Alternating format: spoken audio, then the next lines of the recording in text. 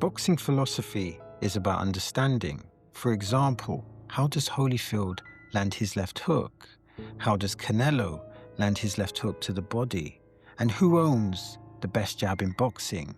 These questions, they open doors. They push us to explore the different elements of the sport, whether it's the punches, the timing, the rhythm. And there are also less visible layers, whether it's the glove size, the contracts, the psychology of victory, the psychology of defeat, and the unique environment that each trainer builds. Question: what truly makes a great trainer? Is it the strategy that they design, or is it the culture that they create in the gym? Boxing philosophy is about asking sharp questions, even when there are no clear answers. Because in the search for answers, understanding grows.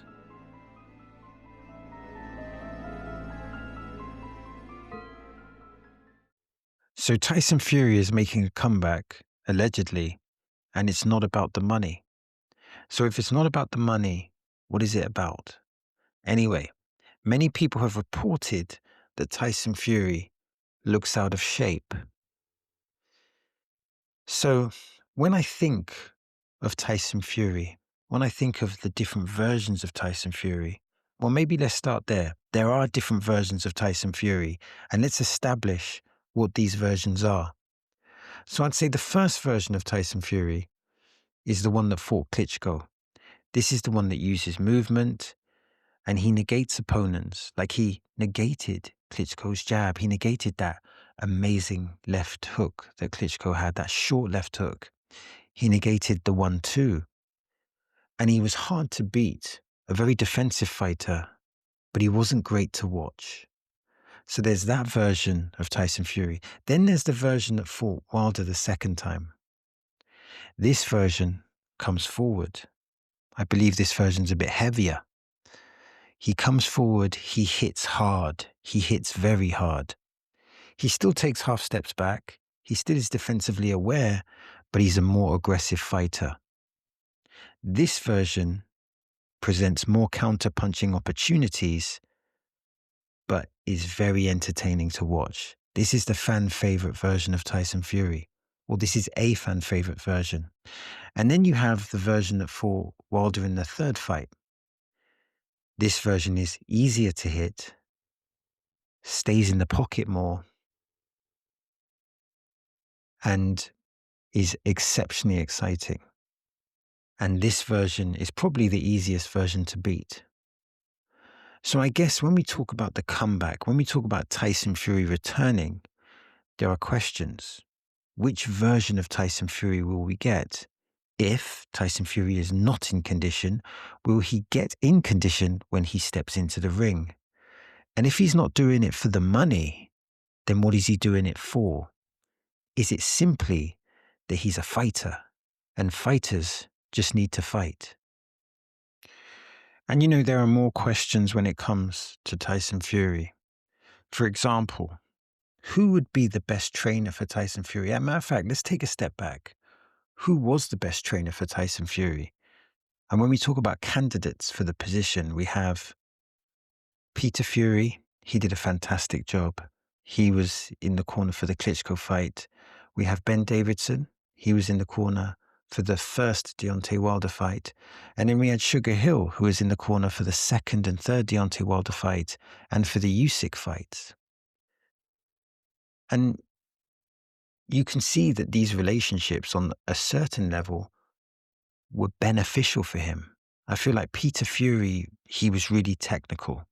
He was really technical. There was a lot of movement, and he was defensively very good. But then under Ben Davidson, I feel like he kind of imitated that same model of having that defensive responsibility. Under Sugar Hill, he was more offensive. He was more of an offensive fighter, taking more risks, but still was using the jab. So, the output of the jab Or maybe he was using more jabs under Sugar Hill. It's important to realize that Sugar Hill, I believe, is related to the great Emmanuel Stewart. Emmanuel Stewart, some considered him an offensive coach that, had his fighters utilize the jab extremely effectively, and he liked the knockouts. So each trainer always brings something different, whether it's knowledge or the boxing environment that they harness. So each trainer brings something different naturally, and each trainer brought different things, and each trainer had a level of success. And then there's the relationship with the dad, and there's that question: is it beneficial or is it negative? Some will say it's just negative. It probably is a mixture of both. I believe the father was a very strong influence in getting Tyson Fury in shape for the third Deontay Wilder fight. However, maybe he interferes too much, which is understandable because that's his son and there's a deep emotional connection there. So maybe the answer to that question isn't black and white. Maybe there's shades of gray.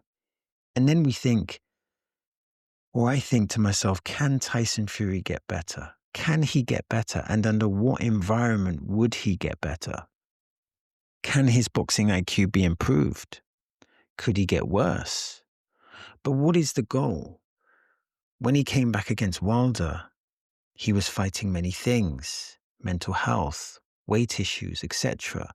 There was a purpose. There was a goal. What is the goal this time? Maybe it's the same thing, but I think it's important that there's a purpose behind the mission. I think it's important to realize it's important to be honest. And honestly speaking, Tyson Fury is still a massive brand. He is heavily in the algorithm. He's a massive part of the boxing algorithm. For example, if you type his name on YouTube, his first fight with Deontay Wilder has 32 million views. So Tyson Fury is known to the boxing fans, but he's also known to the casual fans. His fights, particularly with Deontay Wilder, they had a huge cultural impact. They were entertaining fights, but they were great build-up. And you have to take your hat off to both men because both contributed and both marketed the fights very, very well. I would also argue that Tyson Fury is a very good fighter, a great fighter. He destroyed Deontay Wilder. And let's not forget that Deontay Wilder was the monster. People at the time were saying that he was the hardest puncher that ever lived. Think about that. The hardest puncher that ever lived. His knockouts were brutal. Also, he beat Klitschko. He beat Klitschko, he wasn't undefeated, but he was the undisputed heavyweight champion for many, many years. I believed he had all the belts for 9 years consecutively. He was a dominating champion.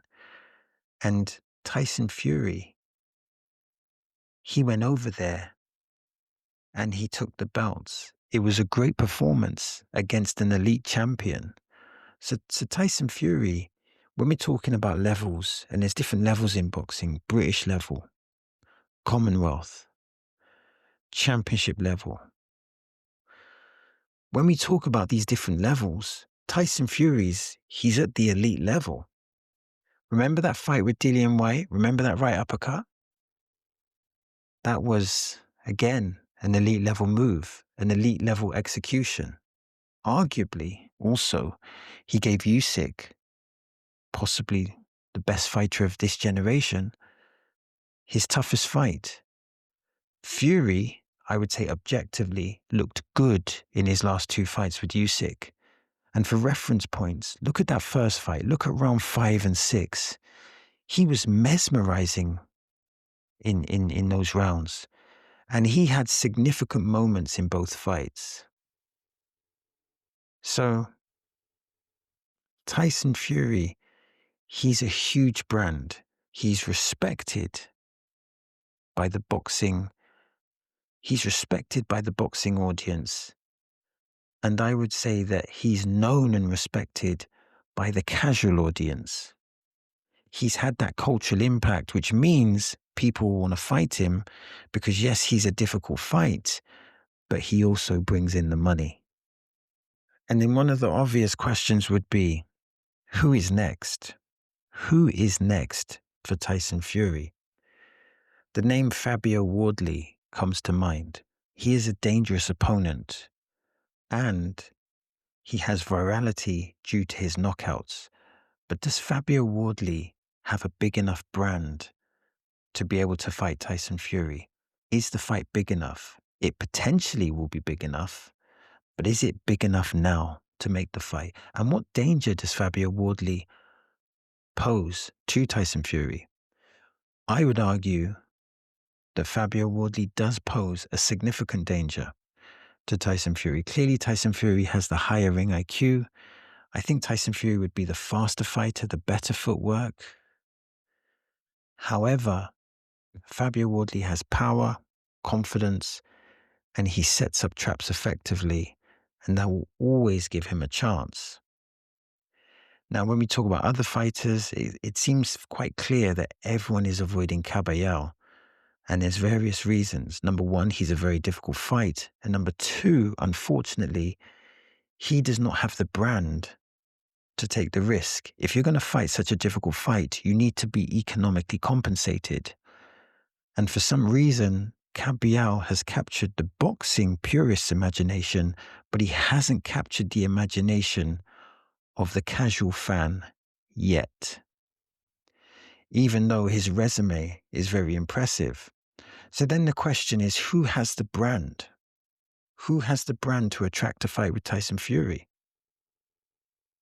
So this is an important question, because clearly, if it's not just about the money, then it's about cultural impact. Who brings a big enough name to cause a ripple in the boxing universe? Who has that name? Who has that brand? And then the next question is this good for boxing? And I would argue that Tyson Fury is a great boxer. So if he brings that greatness in his return, then this is good for boxing. Tyson Fury is a huge brand. So the more he fights, the more cultural moments are created, and that means more eyeballs on the sport. So to me, this is potentially very good for boxing. And then some people say that they're sick of the antics. And I can understand that. However, the antics build a brand. A brand, when you build a brand, that means there's more money being generated in fighting you, which means more of a cultural impact. So entertainment, boxing is entertainment. Entertainment is capitalism. Capitalism is business. The more antics and the more of a brand that you build, the more people want to tune in. So in one sense, if you have an elite fighter that continues to build his brand, that means that there's more eyeballs on the sport. And in one way, this is a good thing for boxing. Yes, it can be frustrating. Yes, it can be annoying. But from a helicopter perspective, this helps boxing grow. But let's get back to the original question, which is, why is he doing this? When he came back against Deontay Wilder, he was fighting mental health issues. He was fighting addiction. He had purpose, and he was driven by that purpose. He was driven to make an amazing comeback, an amazing successful comeback. So I would argue that he needs to go back into that frame of mind. And he needs that to persevere through the training camps, through the hard training camps, and to be able to persevere through the hard moments in boxing, when it gets tough, when it gets rough, when you consider, why should I continue? He needs to go back into that state of having purpose, into having clarity, to be driven. So I think for Tyson Fury's comeback to be successful, the why is important. The purpose is important. And this could potentially be another sensational comeback.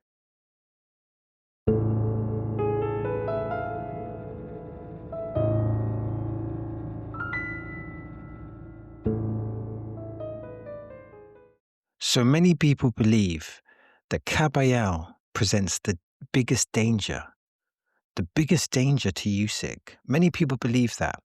And Kabayel is actually fighting this Saturday.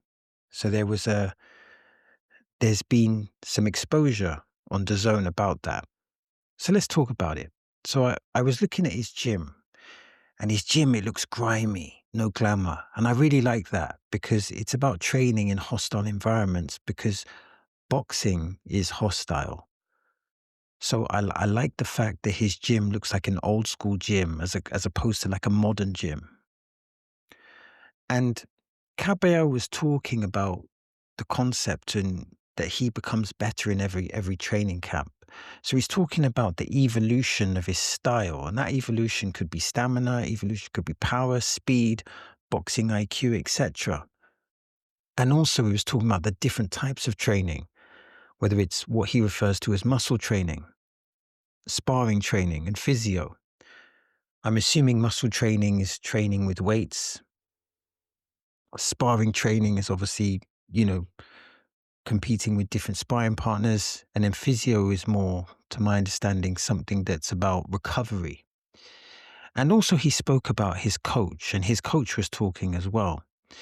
And they were saying that it was a close relationship, like a second father.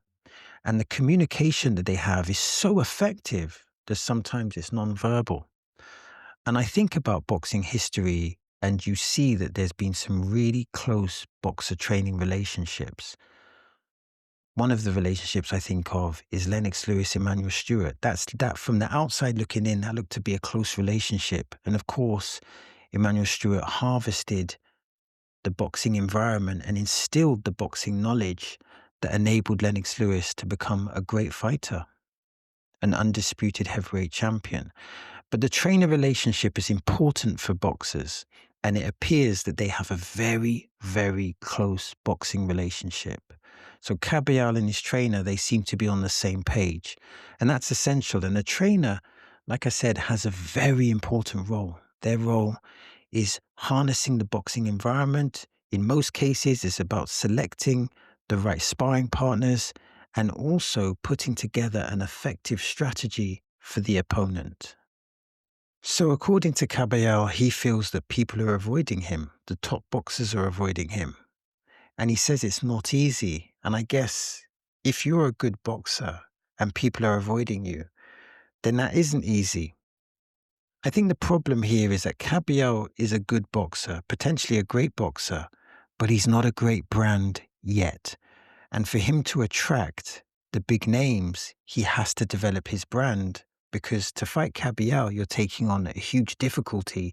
So the only way to justify it as an opponent is for there to be a big price tag onto it. So for it to have monetary value and cultural significance.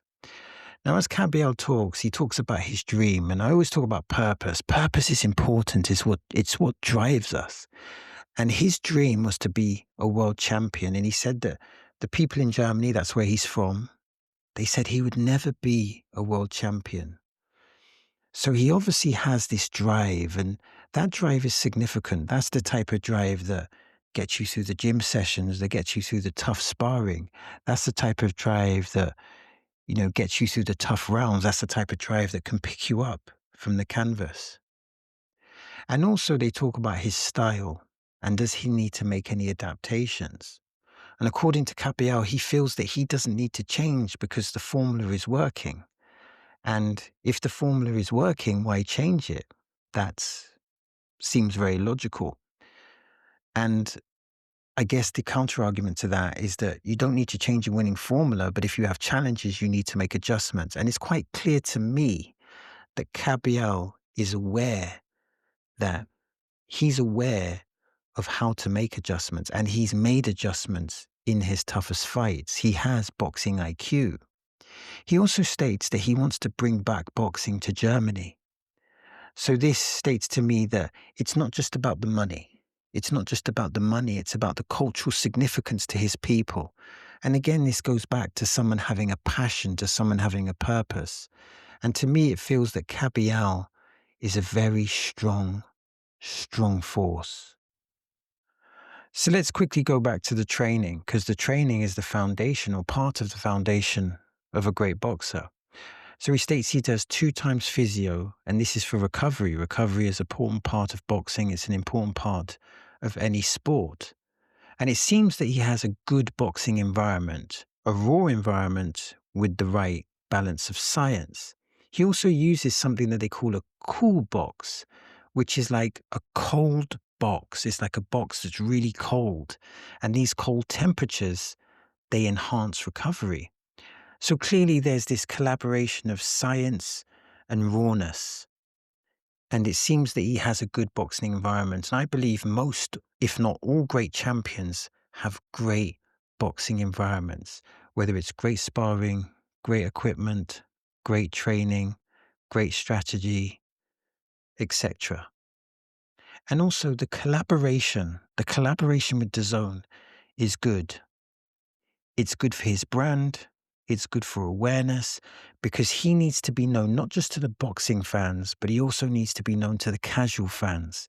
And I feel that Cabiel, he needs to develop his brand. He needs to be known to the casual fans as well as the diehard boxing fans. And he is known to the diehard boxing fans. I mean, we feel that he potentially is the best challenge for Usyk, but he needs to insert himself into the consciousness of the casual fan. The following may be a controversial take. Boxing is not just how good you are, it's what you can negotiate. It's not how good you are, it's what you can negotiate. Perhaps Floyd Mayweather, some consider him to be the best boxer of all time, perhaps the best defensive boxer of all time. But regardless of how good Floyd Mayweather was, his negotiation was elite, absolutely elite. His understanding of marketing, of financial independence, and being able to be the enemy and to drive interest into the fights and to collaborate with certain brands, whether it would be fighting Oscar De La Hoya, a massive brand, massive following in Mexico and worldwide, or Manny Pacquiao had a huge following in the Philippines and worldwide. He was able to generate matches that, yes, they were against elite fighters, but he was able to negotiate an elite purse. He was paid handsomely for his labor. Now, when we look at Caballal, he looked very good against Sanchez, really good against Sanchez. He looked really good against Zhang. His output, his punch creativity, they were significant. His ring IQ was significant. And I like the way he goes through the phases. He'll throw a right uppercut to the head, left hook to the body, and then he'll do it again. But then he'll go right uppercut to the head, left hook to the body, and then add a straight right to the body. He puts punches together and he goes through the phases. That's rare for heavyweight boxers. And the Zhang fight, because of how big Zhang was, I'm assuming that probably got him the most attention and perhaps created his most viral moments. But I suspect that Zhang's success, I suspect that Cabial's success will be a product not just of great boxing, but it will be a product of great negotiation. So his team need to work on building his brand so that other fighters who have a lot to lose will look at Cabial and think, yes, he's a hard fight, but because of his marketing and his brand, there's a financial reward, or there's a cultural and financial reward that will make it worth it. So this is a case of when we understand that boxing is not just about what you do in the ring, it's about how you're perceived outside of the ring. It's about your brand. It's about your marketing. It's about the politics. But like I said, Cabial is a good fighter, possibly the strongest opponent for Usyk, and I really hope he gets his opportunity. Because if he doesn't get his opportunity, then I think that'll be sad because when someone's a very good boxer and builds a very good resume, they deserve the opportunity.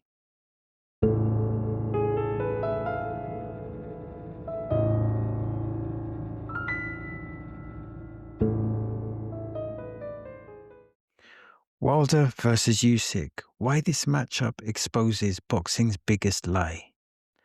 Wilder is not the biggest challenge for Usyk, but he is a big brand. He's not the biggest brand, but he is a big brand. Hear me out. Wilder developed his brand. He developed and marketed him as a brand through knockouts and through the Tyson Fury trilogy. So that's two phases. The first phase was his brutal knockouts, and the second phase with his Tyson Fury trilogy, which really was a significant trilogy that resonated and had cultural impact. A lot of us were in tune to that fight for a variety of reasons. Can Deontay Wilder score another vicious knockout? Will Tyson Fury be able to regain his previous elite level performance that he had against Klitschko? And could Tyson Fury, going from having mental health problems, addiction problems, weight issues, could he turn it around? There was so many different narratives. And of course you got to give both of them credit. They both contributed to great marketing in the first fight and in the second fight and in the third fight. So Wilder is a brand and brands are important. However, I would argue that Wilder, respectively, does not presently present a boxing IQ challenge for Usyk. Wilder is a power puncher and has a power puncher's chance, but he doesn't have the IQ that's nearly close to Usyk. And it almost reminds me of the Ernie Shavers Larry Holmes fight. Ernie Shavers, hell of a puncher. Fun fact, many people consider George Foreman to be the heaviest puncher of all time. And I wouldn't necessarily disagree with that. Evander Holyfield makes a reference that he felt that George Foreman knocked his teeth out. And Evander Holyfield fought many great punchers. But the few people that fought George Foreman and Ernie Shavers actually stated that Ernie Shavers hit harder. Which begs the question, how hard does Ernie Shavers hit? Anyway, Ernie Shavers versus Larry Holmes, power puncher versus fighter with elite boxing IQ and perhaps one of the greatest jabs of all time. Deontay Wilder versus Usyk. Deontay Wilder's the power puncher. Usyk is the southpaw with high ring IQ, great cognitive abilities, and just basically, from a technical standpoint, is in a different galaxy compared to Wilder, and I say that respectively.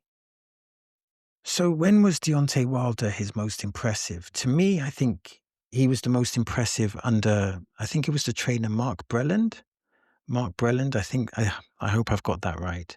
Anyway, I think under his guidance, and again, trainers are responsible for strategy, sparring partners, cultivating the right boxing environment. They have a major part to play in a boxer's development. And I think Deontay Wilder was his most impressive at this point. He was confident. He was landing those knockout punches. Yes, he was raw, but he became a world champion.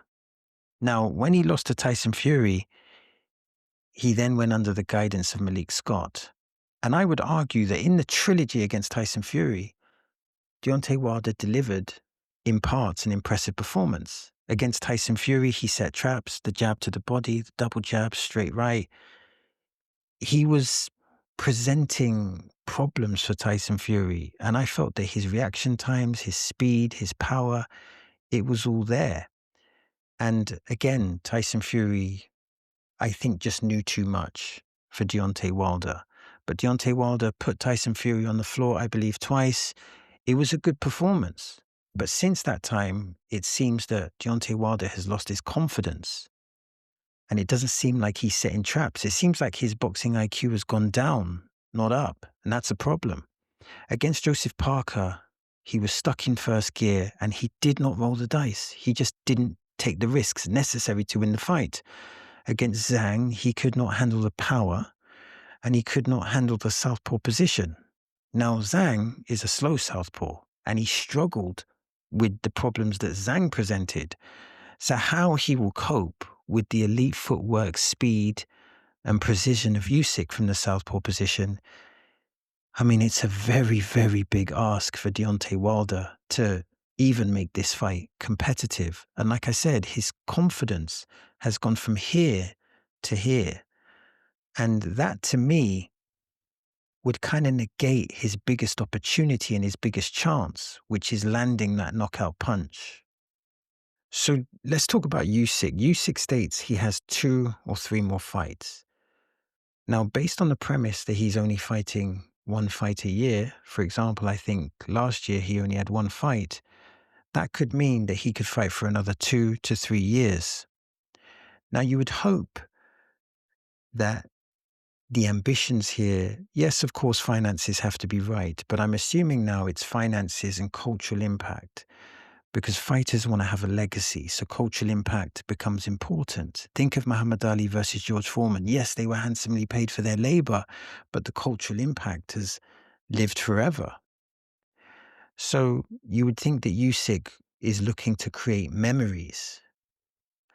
Now, there's an important thing to mention here. And that, again, the Deontay Wilder fight isn't big because of the difficulty level. It's big because of his brand. However, there's a caveat here. Deontay Wilder has a puncher's chance. He is a significant puncher. He also has long arms, and he generates power from straight punching. So he definitely has a chance. Remember, Ernie Shavers, arguably the greatest power puncher of all time. He was not an elite technical fighter, but he was able to drop Larry Holmes, who was an elite technical fighter. Of course, Larry Holmes got up and he won the fight. But Deontay Wilder has a chance. It's just how big is that chance? Considering Usyk's skill and elite caliber, you would say that chance is quite small. But then when we look at Usyk, there's a few questions to ask. Is the passion still there? That's the important thing. Can he look in the mirror and say, does he still want to do this? Is he still willing to put in the work? Is he willing to work as hard as when he was a challenger? Is he still willing to go through the grind? Is he still willing to go through the pain? Only he can answer that question. But also it's important, I guess on one hand, it's important not to miss an opportunity. Imagine if Muhammad Ali had never fought George Foreman. Imagine if Evander Holyfield had never fought Mike Tyson. So it's important not to miss a massive cultural opportunity that can live in the minds forever. But also, you don't want to wait for Father Time. Of course, Father Time remains undefeated. But unfortunately, we never know when Father Time comes. So I guess what I'm saying is this. Usyk needs to be careful. He needs to be careful because he's not just fighting dangerous opponents. He now may be fighting Father Time. And Father Time, as they say, remains undefeated, but Father Time is different for every different boxer. But here's a question. How much does an undefeated record mean? How much does it mean to him? Now, very few leave on top. You can think of Floyd Mayweather, Joe Kozagi, Andre Ward, and of course, Rocky Marciano. But very few leave at the top of the mountain. However, the counter-argument is, if you lose, there's a chance for a successful comeback. Think of Muhammad Ali, think of Evander Holyfield. However, it would be nice to see Usyk retire on top of the mountain. But whether that happens, only time will tell.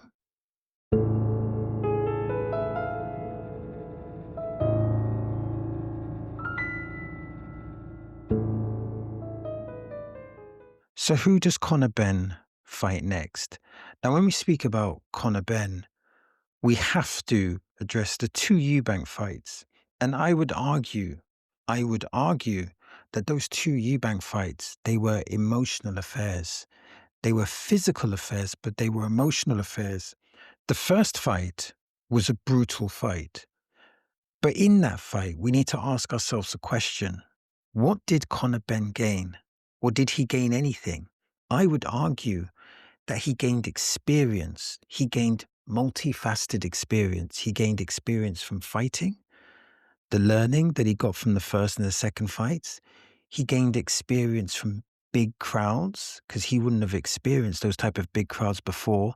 And he also experienced a massive marketing buildup, and that can beat up a fighter psychologically. So he gained experience in a multitude of ways, and that's important. And through those two fights, Conor Benn has become a British brand. He's become a part of the algorithm. Of course, there's a variety to his brand. There's his father, who was a great fighter, a great fighter. And then there's the brand that he's built, primarily off the strength of the two Chris Eubank Jr. fights, which were great fights. And in a sense, he came back from the brink of defeat in more senses than one. He had the literal defeat, the first defeat that he avenged, but then he had a defeat with regards to the test. So Conor Benn has shown psychological resilience, and he's also shown some evolution within his boxing IQ. But there's another question. How good or how bad was Chris Eubank Jr.? And depending on how you answer that question is how you define how good you think Conor Benn is. One thing we can say for certain is that Conor Benn has a fan favorite style. He's very pleasing to watch. And like I said, Conor Benn is very pleasing to watch. He brings the fight to his opponents. He throws those big hooks to the head and to the body. And you want to watch Conor Benn because he's entertaining. Maybe not necessarily to the boxing purist, but he's definitely entertaining to the casual fan. And to be honest, Conor Benn's style, it can stimulate the boxing purist as well. So maybe that critique is unfair, but the casual fan that's just looking for pure entertainment will see entertainment in Conor Benn, and that's in the ring and outside of the ring. But again, we come back to this question, how good is Conor Benn? And when we think about levels in boxing, we can kind of categorize different levels. We can think of the British level, the European level, championship level, elite level, etc. Where does Benn fit within that?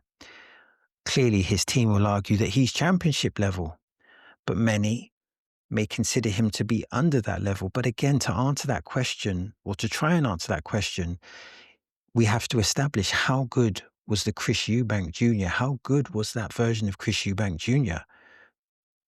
But what we can say, regardless of the level that he's at, with regards to his boxing pedigree, we can say that Conor Benn's brand makes him a cash cow because he has become a brand, not only because of what he inherited from his father, but also because of what he did in the ring, particularly in the first fight, because even though he won the second fight, the first fight was a fan favorite fight.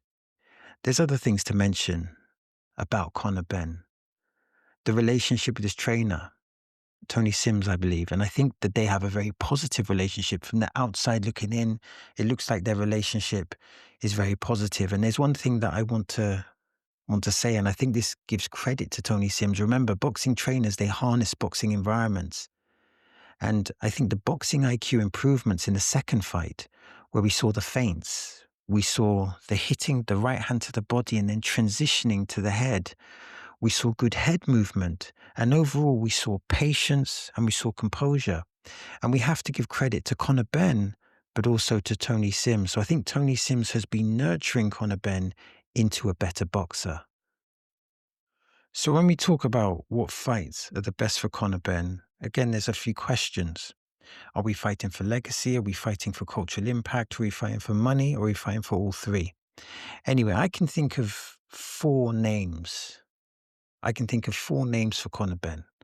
So the first one is Shakur Stevenson, the slick southpaw. So this would be putting Shakur against Conor Benn is putting the slick southpaw against the rugged, aggressive Conor Benn. And I think this would be a very interesting fight.